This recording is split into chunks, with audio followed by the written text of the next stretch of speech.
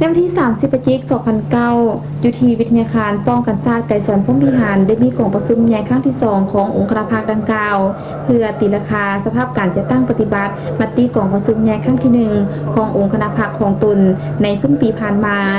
เข้าร่วมกองประชุมดังกล่าวมีทานพันเอกคำลาพันไซยสุขรองเลขาคณะภาควิทยาคารป้องกันศาสตร์ไกรสอนพุ่มพิหารทานพลจตวาทองลอยศิริวงศ์คณะประจำภาคประธานกวดกาภาควิทยาคารดังกล่าวพร้อมด้วยบรรดาสมาชิกภาคอ้อมข้างเข้าร่วมในซุ้มปีพันมาองค์คณะภาคดังกล่าวได้มีแผนการที่นำพาและจะตั้งพนักงานลงหากฐานสมผูกกับอำนาจการปกครองเมืองและบ้านอ้อมข้างเก็บกำสภาพการเคลื่อนไหวของศัตรูและคนบดีสกัดกั้นบรรดาปรากฏการณ์ย่อท่อของสังคม